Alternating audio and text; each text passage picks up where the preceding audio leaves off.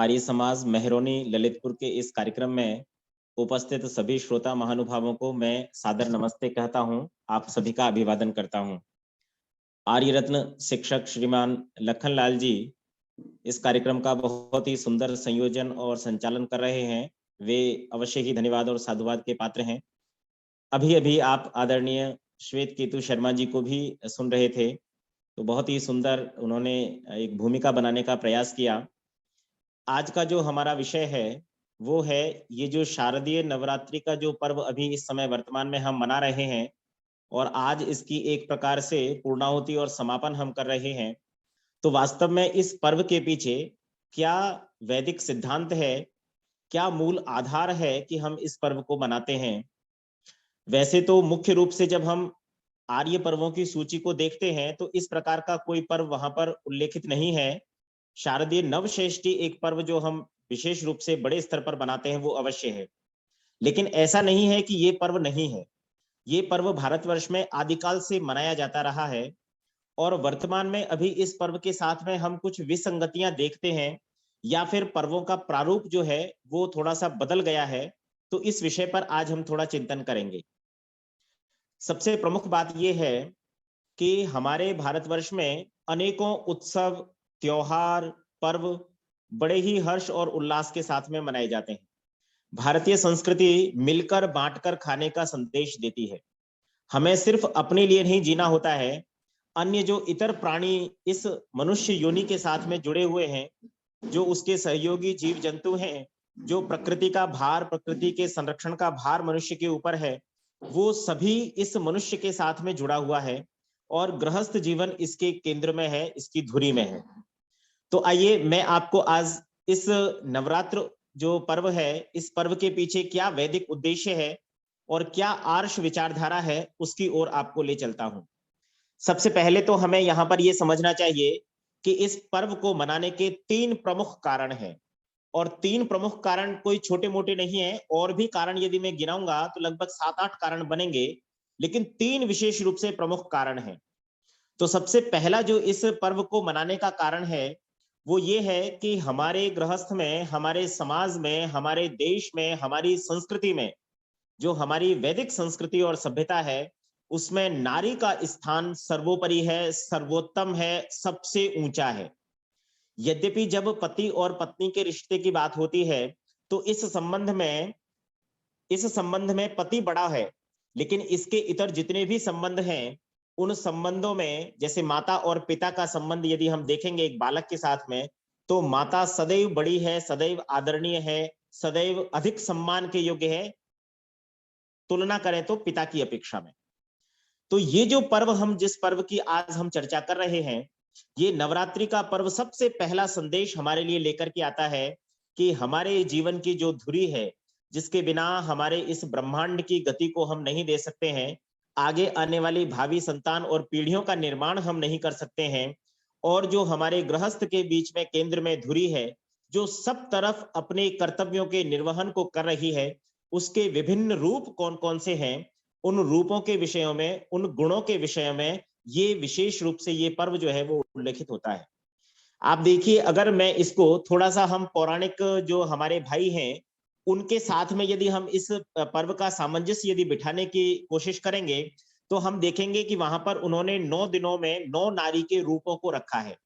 वस्तुतः वो नारी के वो गुण हैं जो हमें आज से नहीं, 100 साल पहले से नहीं, बल्कि आदिकाल से हम उन नारी के गुणों को हम देख रहे हैं, जान रहे हैं, मान रहे हैं, हमारे गृहस्थ में उसको हम जीवन में जी रहे हैं।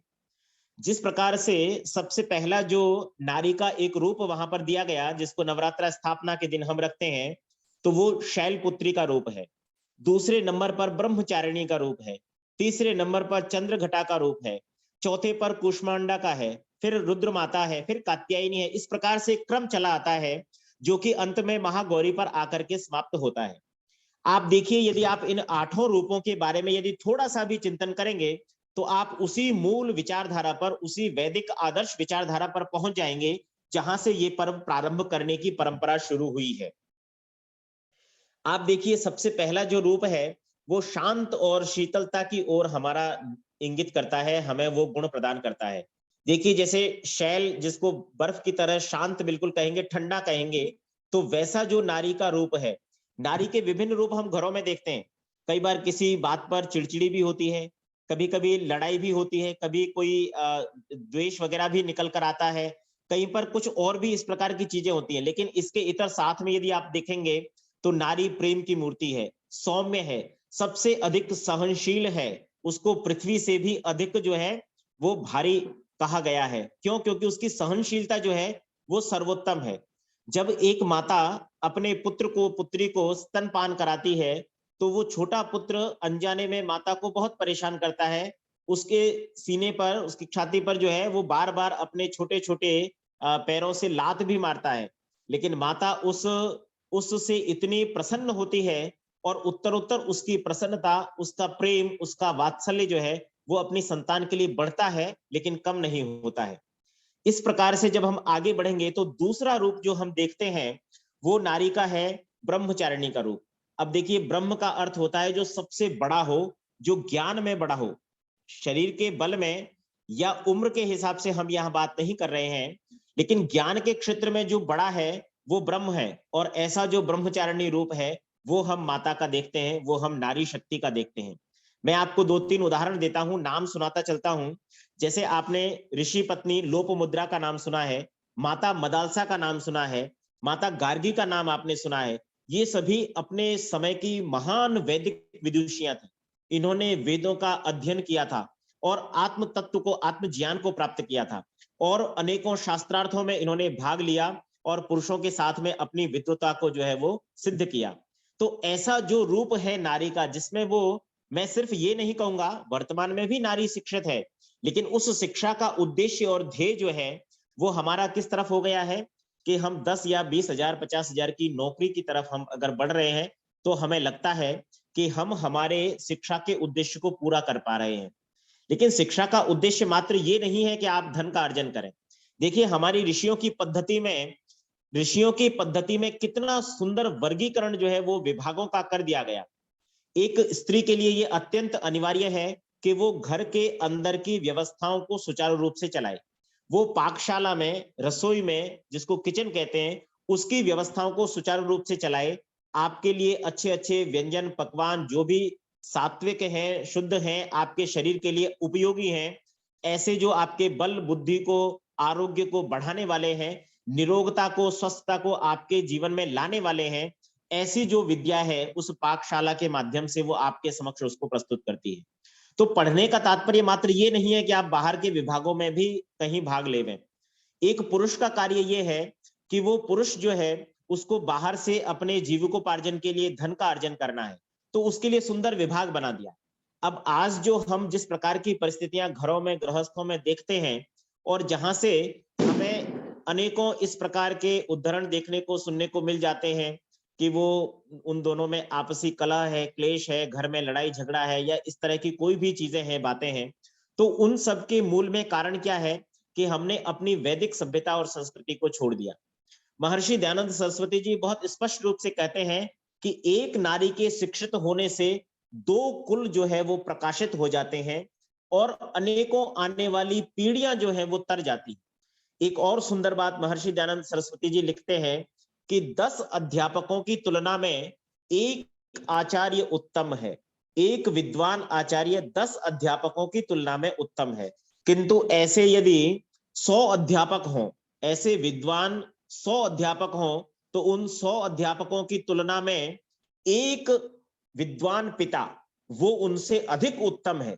ये हम संतान के निर्माण की बात कर रहे हैं और ये ब्रह्मचारिणी रूप नारी का जो है उसकी बात कर रहे हैं।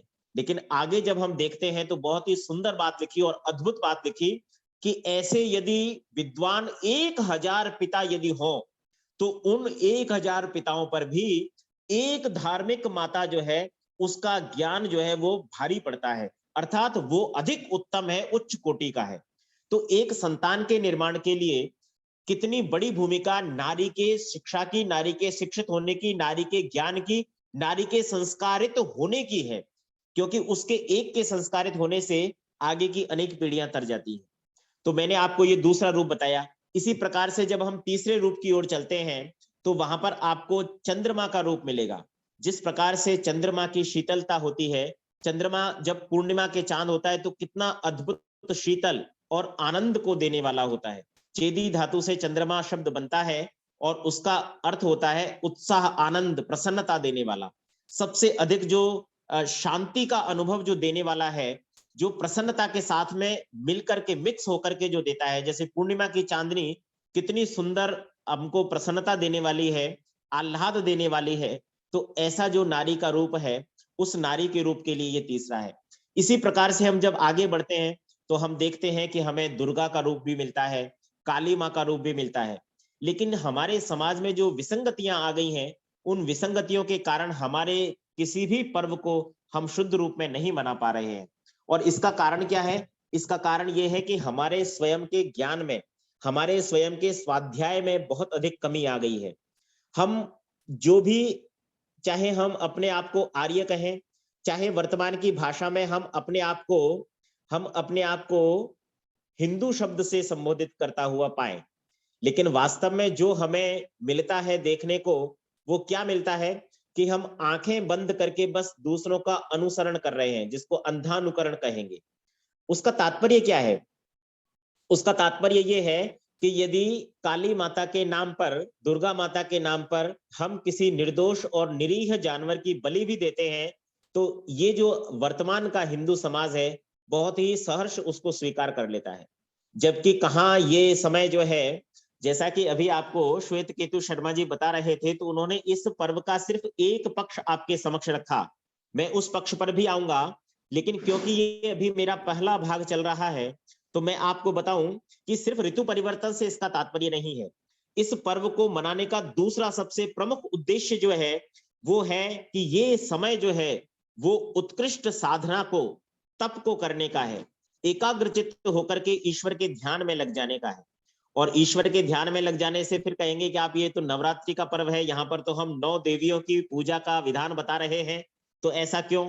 तो यहाँ पर महर्षि दयानंद सरस्वती जी सत्यार्थ प्रकाश के प्रथम समुल्लास में जब ईश्वर के 100 से अधिक नामों की जब व्याख्या करते हैं, तो वहां पर वे लिखते हैं कि ईश्वर जो है वो हमारी शाश्वत माता है। वास्तव में ईश्वर तो एक ही है, लेकिन वो परिभाषा देते हैं कि माता शब्द से क्या सिद्ध होता है। वो कहते हैं यो मिमीते मानयति सर्वान जीवान स माता, यो मिमीते मानयति सर्वान जीवान स माता। जो सभी जीवों के कल्याण की कामना करती है, उनके पालन पोषण की, आरोग्य की कामना करती है, उसके लिए प्रत्येक समय प्रयत्नशील है, गतिशील है, इस ब्रह्मांड को चला रही है, बना रही है, और हमारे लिए अनेकों औषधियों का, अन्नों का, दालों का, दलहनों का उत्पादन करके जो हमें प्रदान कर रहा है, ऐसा ईश्वर जो है, जो हम सभी जीवों के कल्याण के लिए कार्य कर रहा है, वो माता है। तो हम सभी की शाश्वत माता, शाश्वत पिता कौन है? वो परम पिता परमेश्वर एक ही है। लेकिन उसके जितने गुण कर्म स्वभाव हम देखते हैं, जानते हैं, तो वो सभी के सभी गुण कर्म स्वभाव, उनसे उसके अनेकों नाम निकलते हैं, सैकड़ों नाम निकलते हैं, हजारों नाम निकलते हैं। जिस प्रकार से एक व्यक्ति के कार्य अनेक होने से उसके नाम अनेक हो जाते हैं। एक व्यक्ति को कोई अध्यापक भी कह सकता है, गुरुजी भी कह सकता है, क्योंकि उसके अध्यापक उसके विद्यालय में वो पढ़ाते हैं। घर पर उसका बेटा जो भले ही उसी विद्यालय में पढ़ता हो, वो उनको पिता कह सकता है, और कोई जो उसका भाई है वो उसको भाई कहेगा। तो एक संबंध और एक जो उसके जितने जितने संबंध जिन व्यक्तियों से होंगे, उतने उसके नाम हो जाते हैं। तो इसी प्रकार से ईश्वर का संबंध हमारे साथ में, क्योंकि वो हमारे निरंतर हमारे लिए कल्याण की कामना करने वाला, हमारे जीवन की रक्षा के लिए निरंतर प्रयत्न करने वाला सदैव गतिशील चेतन पदार्थ है, इसलिए वो माता के समान कल्याणकारी होने के कारण उसका नाम माता है। मैंने आपको कुछ रूप बताए, और इन नारी के रूपों को यदि मैं आपके समक्ष इतिहास के कुछ उदाहरण देता चलूं, तो मैंने आपको यहाँ पर 3 उदाहरण दिए, जिसमें मैंने ऋषि पत्नी लोपमुद्रा का नाम लिया, उसके बाद माता गार्गी और माता मदालसा का नाम लिया। लेकिन थोड़ा सा और यदि आप इतिहास में अपने नजदीक आते जाएंगे, तो आप माता सीता को भी नहीं भूल सकते। उन्होंने सबसे अधिक महासंयमिनी माता सीता, जिन्होंने 14 वर्षों तक वनवास में रहते हुए, वनों में रहते हुए अपने पति की सेवा की, और सारे सुख जो है, अपने सुखों का त्याग करके भी अपने पति के लिए उन्होंने सुखों की व्यवस्था की। देखिए कितना उत्तम उनका संयम और सबसे सर्वोच्च कोटि का त्याग है वहां पर। तो ऐसी जो सहनशीलता वाली जो माता है, वो भी एक माता का रूप है। और उसके बाद में हम और यदि इतिहास में थोड़ा सा आगे आएंगे तो हम देखेंगे कि माता रुक्मिणी को कौन भूल सकता है, जिन्होंने अपने संयम और ब्रह्मचर्य के पालन से 12 वर्षों की तपस्या करने के बाद में पश्चात उन्होंने एक उत्तम कोटि का, बिल्कुल अपने पति के सदृश पुत्र को प्राप्त किया। हम सभी इतिहास की इन बातों को जानते हैं। प्रद्युम्न जो कि बिल्कुल सदृश, एकदम बिल्कुल श्री भगवान कृष्ण के समान दिखते थे, तो वैसे उस पुत्र को उन्होंने प्राप्त किया जो कि विद्या और गुणों में भी सर्वोत्तम थे और कृष्ण के समकक्ष माने जाते हैं।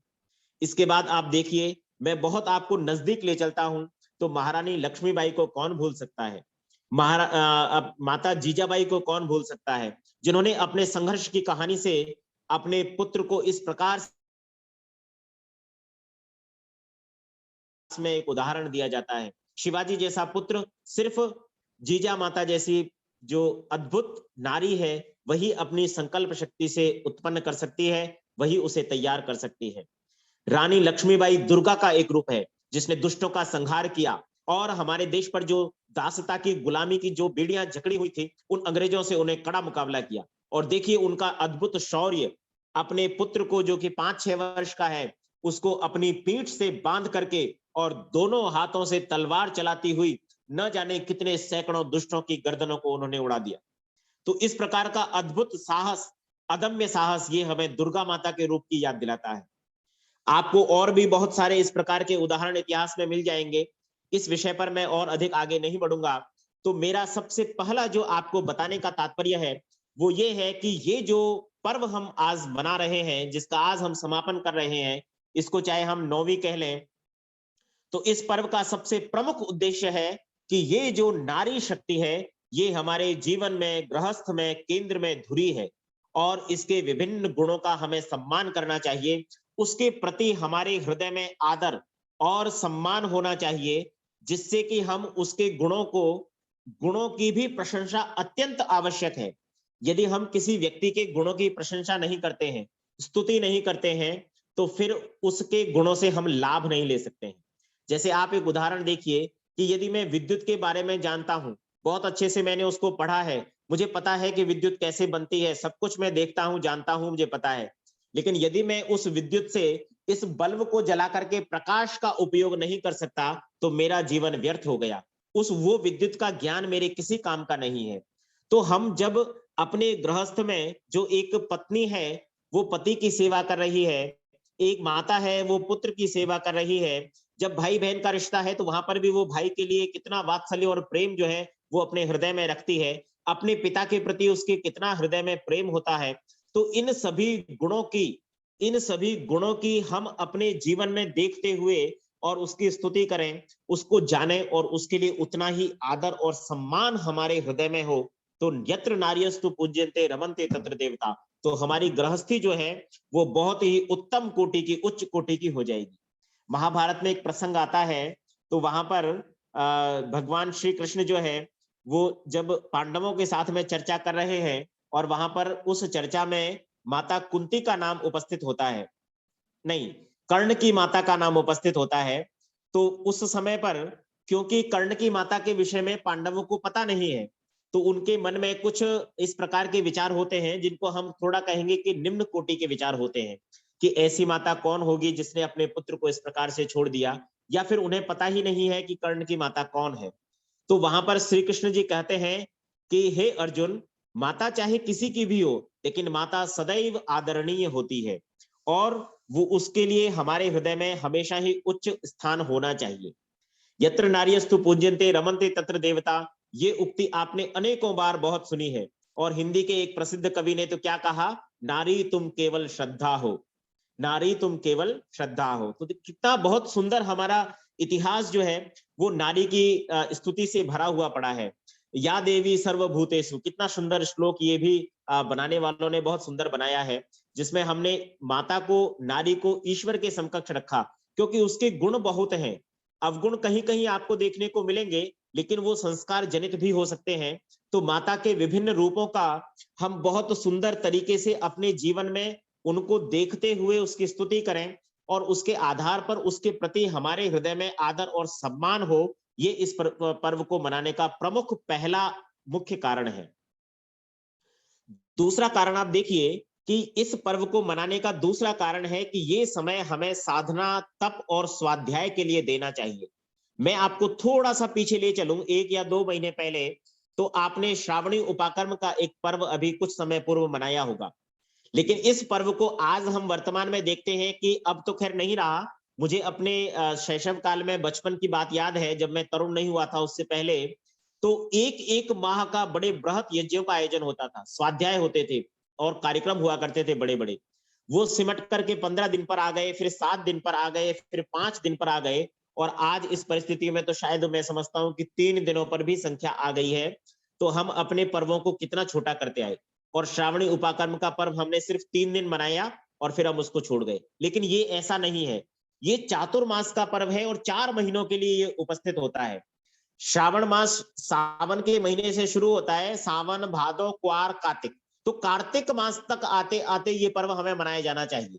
अब इस पर्व को यदि हम मनाए 4 महीने तक, तो क्या होता है कि जैसे किसी गाड़ी में आपने स्टार्ट करके इंजन रेस दे दिया एक बार, तो वो एक बार की रेस से थोड़ा आगे तक चलती है गाड़ी। लेकिन आपको वहां पर किसकी आवश्यकता होती है? बीच बीच में बूस्टर्स की आवश्यकता होती है, इग्निशन की आवश्यकता होती है, एक अग्नि की आवश्यकता होती है, एक आपके अंदर जो तेज भर दे अग्नि, जो गतिशील आपको कर दे। जो स्वाध्याय की परंपरा, जो श्रावणी उपाकर्म वेद स्वाध्याय की परंपरा आपने सावन मास से शुरू की, उस परंपरा को आप छोड़ न दें, भूल न जाएं, आलस्य न पड़ जाए, इसलिए आपने क्या किया कि बीच बीच में उसके कुछ स्टेप्स बना दिए। तो ये जो नवरात्रि का पर्व है, इन 9 दिनों में विशेष रूप से हमें क्या करना चाहिए? स्वाध्याय करना चाहिए, एकाग्रचित्त होकर के साधना करनी चाहिए, अपना तप करना चाहिए। और उसके साथ में हमें तप करने के लिए दूसरा एक और चीज जो स्वास्थ्य के साथ में जोड़ी है, तो वो मैं तीसरे भाग पर आऊंगा। तो यहां पर हमें ये समझना है कि ये जो समय है, ये समय क्या है कि जो हमने स्वाध्याय की परंपरा पहले प्रारंभ की, जिसको हम कुछ समय शिथिलता के कारण भूल गए, हमने उसको महीने तक शुरू किया, लेकिन उसको हमें छोड़ना नहीं है। हमें अपने पंच यज्ञों को, हमें अपने ब्रह्म यज्ञ को, देव यज्ञ को, सभी को हमें साथ में लेते हुए, स्वाध्याय को साथ में लेते हुए अपनी साधना को इन विशेष दिनों में कुछ विशेष बना करके रखना है। ये उद्देश्य इस पर्व का प्रमुख रूप से है। और इसके बाद इसमें कुछ और आपको थोड़ा सा बूस्टर, कल विजयादशमी का पर्व है। शस्त्र के साथ में साथ साथ शास्त्र की भी आवश्यकता होती है, और शास्त्र के साथ साथ शस्त्र भी आपको आना चाहिए। तो शरीर भी हमारा बलवान हो, मजबूत हो, शस्त्र की भी हम पूजा करें, तो इसलिए विजयादशमी का पर्व ही आएगा। और उसके पश्चात इस पर्व के साथ में जुड़ा हुआ जो सबसे प्रमुख कारण एक और निकल कर आता है, वो ये है कि इस समय पर, क्योंकि भारत देश जो है वो कृषि प्रधान देश है, यहाँ पर जो सबसे प्रमुख जो राजाओं का राजा है, वो जो अन्नदाता है, वो कौन है? वो हमारा किसान है। और उसके घर पर इस समय पर क्या है? मक्का है, बाजरा है, ये जो दलहन जितनी भी है, मूंग वगैरह, तो इन सभी की फसल इस समय पर क्या है? इस समय पर उसके घरों में आ रही है। और किसी भी उत्सव को मनाने का इससे प्रमुख कारण क्या हो सकता है? सबसे अधिक जो प्रोडक्शन, जिसको हम कहेंगे वास्तविक प्रोडक्शन, वो कहाँ होता है? खेती में होता है। तो जब आप एक दाने से 1000 दाने बना करके अपने घर पर ला रहे हैं, तो सबसे अधिक प्रसन्नता का भाव यहां पर है। तो इस प्रसन्नता को बांटने के लिए भी ये उत्सव है। तो इस उत्सव को हम बड़े स्तर पर तो कब मनाएंगे? जब हम सभी किसानों का जो है वो अन्न अपने घर पर आ जाता है, तो मुख्य रूप से हम शारदीय नवश्रेष्ठी वहां पर मनाते हैं। लेकिन ऐसा नहीं है, इस समय पर भी बहुत सारे क्षेत्रों में क्या होता है कि कुछ फसलों का ऐसा रहता है कि कहीं पर 15-20 दिन पहले फसल कटकर तैयार होती है और घर आ जाती है, कहीं पर वो और 20-25 दिन बाद आ रही है, तो महीने भर का गैप होता है। तो क्योंकि अमावस और पूर्णमासी हमारे बड़े त्योहार होते हैं, सामान्य अमावस और पूर्णमासी भी वैदिक संस्कृति में बहुत बड़े उत्सव और त्योहार माने जाते हैं। इसीलिए अमावस पर जो मजदूर वर्ग होता है, किसान होता है, वो अपना छुट्टी रखता है। पहले पूर्णमासी पर भी छुट्टी रखा करता था, लेकिन वो कालांतर में रविवार की छुट्टी होने से बंद हो गया। तो ये जो दो प्रमुख रूप से जो हमारे पर्व हैं, इन दो पर्वों को मनाने के कारण से हम नवश्रेष्ठी पर्व तक चले जाते हैं। लेकिन वास्तव में इन 9 दिनों में भी वो उत्सव मनाने का कारण क्या है कि सुख को यदि हम बांटेंगे तो बढ़ेगा। तो इसलिए भी ये नवरात्रि का पर्व होता है। अब इसमें जो तीसरा अंतिम जो इसका सोपान आता है, इस व्याख्यान के उत्तरार्ध में जब मैं पहुंच रहा हूं, तो मैं आपको बताऊं कि जो अभी आदरणीय श्वेत केतु शर्मा जी हमसे निवेदन कर रहे थे, वह बात भी इस पर्व के साथ में जुड़ी हुई है। भारत एक ऐसा देश है, पूरे संसार में सिर्फ एकमात्र भारत ही ऐसा देश है जिसमें सबसे अधिक प्रकार की ऋतुएं होती हैं। 6 ऋतुएं यहाँ पर होती हैं, और 6 ऋतुएं बाकी किसी और देश में, बाकी किसी और स्थान पर नहीं होती हैं। तो इन ऋतुओं के साथ में जो परिवर्तन इस समय पर एक विशेष परिवर्तन हो रहा है, वो विशेष परिवर्तन क्या है कि सुबह के समय पर हल्की हल्की ठंड का आभास आपको होगा। यदि आप ग्रामीण क्षेत्र से हैं मेरी तरह, तो आपको पता चलेगा कि वास्तव में ठंड प्रारंभ हो गई है, अब पंखे चलाने का समय नहीं रहा है। लेकिन यदि आप शहरी क्षेत्रों को देखेंगे तो वहां पर लोग अभी भी शायद पंखा चला करके सो रहे हैं। लेकिन इससे फर्क क्या पड़ता है, दिन का समय जो है वो थोड़े से अधिक तापमान का है, लेकिन सुबह और शाम जो है वो हल्की ठंड प्रारंभ हो गई है। और ऐसे इस जो दोनों प्रकार के जो ये ऋतुओं का जो परिवर्तन जिस समय संधि वेला बन रही है, इस समय पर शरीर के साथ में रोगों के संक्रमित होने की जो संभावना है, रोगों से संक्रमित होने की, वो अधिक होती है।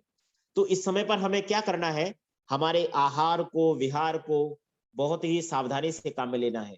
हल्का भोजन करना है, कम खाना है। दूसरा, यहाँ पर अनाज को परिवर्तन करने का भी संकेत है। अब तक हम जो भी अनाज खा रहे थे, इसके पश्चात अब क्योंकि हमारे घरों में बाजरा आ गया है, तो हमें बाजरा खाना चाहिए। हमारे घरों में धान आ गया तो धान भी खाएंगे, मक्की आ गई है तो मक्की भी खाएंगे। जो हम 12 वर्ष पूरे के पूरे 12 महीनों तक जो हम गेहूं खाते हैं, ये हमारे लिए बहुत नुकसानदायक होता है। तो हमें यहाँ पर इस पर्व से क्या सीख लेनी है कि जो ऋतु परिवर्तन इस समय पर हो रहा है, वास्तव में उससे हमें क्या करना है कि हमें व्रत और उपवास के माध्यम से हमारे इस शरीर रूपी साधन का जो ईश्वर ने दिया है, इसकी पाचन शक्ति को कुछ विश्राम देने की आवश्यकता है। जिस प्रकार से गाड़ी की हम मेंटेनेंस करते हैं, तो गाड़ी के सभी कलपुर्जों में भी कुछ ऑयल ग्रीस लगानी होती है, उसमें भी कुछ साफ सफाई उसकी करनी होती है, ताकि उस मशीनरी का हम अधिक समय तक, लंबे समय तक उपयोग कर सकें और वो हमारे लिए अधिक लाभदायक हो, अधिक लंबे समय तक हमारे साथ में जो है बिल्कुल गतिशील, गतिमान रहते हुए हमारे जो सुख के साधन है उनको बढ़ाती रहे। तो वैसे ही ये शरीर रूपी साधन जो ईश्वर ने दिया है, तो इसकी पाचन शक्ति को इस समय पर विश्राम देने की अत्यंत आवश्यकता है। इससे हमारा शरीर बहुत हल्का हो जाता है, साधना और तप करने में सात्विकता बढ़ जाती है, हम अपने आप को एकाग्र चित्त कर सकते हैं, ईश्वर की ध्यान साधना में बहुत अधिक प्रवृत्त हो सकते हैं। अनाज के परिवर्तन से हमारे शरीर में पुष्टता आती है, आरोग्यता बढ़ती है, निरोगता रहती है, और अनेक प्रकार की जो जिस प्रकार की आजकल हम बहुत सारी बीमारियों के नाम भी सुनते हैं, जैसे डायबिटीज है, मधुमेह है, इसका सबसे प्रमुख कारण क्या है, गेहूं का हम अत्यधिक सेवन करते हैं। आलू की प्रजाति अब वर्तमान समय में परिवर्तित हो गई है, पूरे 12 मास हमारे पास आलू उपलब्ध रहता है। तो इस प्रकार की जो चीजें, या फिर चावल जिस प्रकार का अब बनकर के आ रहा है, तो उसमें भी हमारे पास इस प्रकार की चीजें हैं कि वो हमारे स्वास्थ्य के लिए, अगर हम निरंतर उसका उपयोग करें तो वो लाभदायक नहीं है। पहले की परंपरा हमारी बहुत अच्छी होती थी, हमारे यहाँ पर जौ का उत्पादन अधिक होता था, जौ के साथ में मिस्सी रोटी बनती थी, मिस्सी रोटी खाया करते थे। गेहूं तो बहुत बाद में, मैं समझता हूं कि मेरे बर्थ के भी बाद में, जब 80-85 और उस समय के बाद जब ये गेहूं बहुत अधिक प्रचलन में आया, और 90 के दशक के बाद से फिर गेहूं का उत्पादन अत्यधिक होने के कारण सबसे प्रमुख खाद्यान्नों में गेहूं आ गया। नहीं, उससे पहले जहां तक मुझे याद है, मैं बहुत छोटा जब 6-7 वर्ष का था, तो गेहूं की रोटी तो तब बना करती थी जब घर पर कोई अतिथि आया करता था। अन्यथा तो क्या है कि जौ वगैरह और वो उस तरह की चीजें जो जिसको कहेंगे, तो वैसी रोटियां ही हमारे घर पर बना करती थी। हम बाजरा बहुत अधिक हमारे क्षेत्र में होता है, तो वो हम बहुत अधिक खाया करते थे। खैर, समय की बात है। तो देखिए, यहाँ पर हमें क्या समझना है कि इस पर्व के 3 प्रकार के प्रमुख उद्देश्य हमें देखने चाहिए। पहला, जो जो जो संपूर्ण ब्रह्मांड के केंद्र में नारी शक्ति है, जो इस गृहस्थी के केंद्र में नारी शक्ति है, जो इस समाज के केंद्र में नारी शक्ति है, जो इस सृष्टि को गति देने वाली नारी शक्ति है, उसके गुणों का हम ध्यान करेंगे, स्तुति करेंगे, और उसके गुणों से लाभान्वित होकर के उस नारी के प्रति हमारे हृदय में आदर और सम्मान की भावना जब होगी, तो ये पर्व मनाना सार्थक होगा। दूसरा, ये पर्व जो है वो साधना और स्वाध्याय के लिए है, वेदों के प्रचार के लिए है।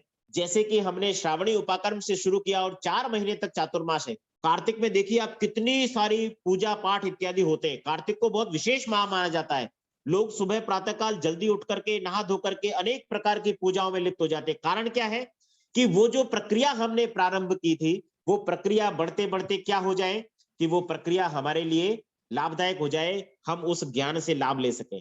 और तीसरा, जब हम आगे बढ़े तो क्या देखा हमने कि ऋतु परिवर्तन हो रहा है।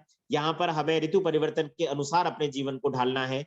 जो नया अनाज आ रहा है उसको हमें ग्रहण करना है। तो इत्यादि इत्यादि ये सभी बातें इन सभी चीजों से जुड़ जाती हैं। तो वास्तव में जो मैं आपके समक्ष चिंतन रखना चाहता हूं, वो तो मेरी तरफ से पूरा हो गया कि मैं आपको जो बताना चाहता था ये इसका वैदिक स्वरूप है। लेकिन वर्तमान में जो हम जितना भी इसमें अपभ्रंश जो देखते हैं, वो वास्तव में हमें अपनी बुद्धि और तर्क के आधार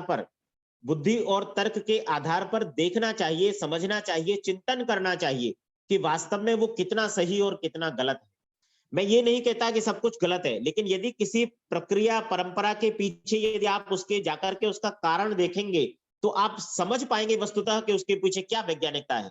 आज जितनी भी अंधविश्वास की परंपराएं और प्रक्रियाएं चल रही हैं, वो हमें बस ये कहते हैं कि नहीं आप सोचिए मत, जो मैंने कह दिया वो सही है, या जी फलाने शास्त्र में ये लिखा हुआ है इसलिए ऐसा करना है। ये जो मैं बलि देने की परंपरा बहुत पुरानी चली आ रही है, और व्यक्ति क्या करता है, श्रद्धा और विश्वास रखते हुए बड़े जो हमारे गुरुजन हैं, आचार्य हैं, और भी जो भी पौराणिक भाई लोग हैं जो दुष्प्रचार करते हैं, तो उन सभी के माध्यम से व्यक्ति दिग्भ्रमित हो जाता है, भ्रांति और संशय से ग्रसित हो जाता है। तो यहाँ अपनी बुद्धि लगाइए आप, और अपने चिंतन से आप देखिए कि क्या आपके लिए लाभदायक हो सकता है। जो इसका आर्ष चिंतन है वो मैंने आपके समक्ष प्रस्तुत किया, और यदि इसमें किसी प्रकार का आपको ऐसा कोई लगता हो कि मैंने कुछ आपके समक्ष गलत बोला है, तो आप मेरे से संपर्क कर सकते हैं, और आप चाहें तो कोई भी प्रश्न मुझसे पूछ सकते हैं। वस्तुतः यही इस पर्व के मनाने के पीछे प्रमुख उद्देश्य है कि हम नारी का सम्मान कर सकें। हम अपने जीवन में जो स्वाध्याय कर रहे हैं, चिंतन कर रहे हैं, साधना कर रहे हैं, तपस्या कर रहे हैं, तप कर रहे हैं, तो उसके लिए ये विशेष एक अवसर है। और ऋतु परिवर्तन है, नया अन्न आ रहा है, हमारी अर्थव्यवस्था किसानों पर आधारित है, तो ये किसानों के द्वारा भी मनाए जाने वाला प्रमुख पर्व है। तो ये एक परंपरा जो चल रही है वो परंपरा चल रही है। एक प्रश्न आपके समक्ष रखते हुए और उसका उत्तर न देते हुए, क्योंकि मैं उत्तर पीछे जैसे होता है ना कि पाठ जब समाप्त होता है तो अध्यापक क्या करता है, या पाठ के बाद में कुछ प्रश्नोत्तर होते हैं वो छोड़ देता है कि आप स्वयं उसको हल कीजिए। तो मैं आपको प्रश्न दे रहा हूं और अपनी बात को समाप्त कर रहा हूं। प्रश्न ये है कि नवरात्रि का समय बहुत अच्छा माना जाता है, विशेष माना जाता है। कैसे? कि आप नई गाड़ी खरीदिए, इस समय बहुत शुभ मुहूर्त होता है, आपको देखने की जरूरत नहीं है। और लोग बाग कितना विज्ञापन अखबारों में आ रहा है, सब जगह लोग नई गाड़ियां खरीदने जा रहे हैं। अनेकों गृह प्रवेश इस समय पर होते हैं, अबूझ मुहूर्त है जी, आप तो नवरात्रा में करवाइए, गृह प्रवेश करवाइए।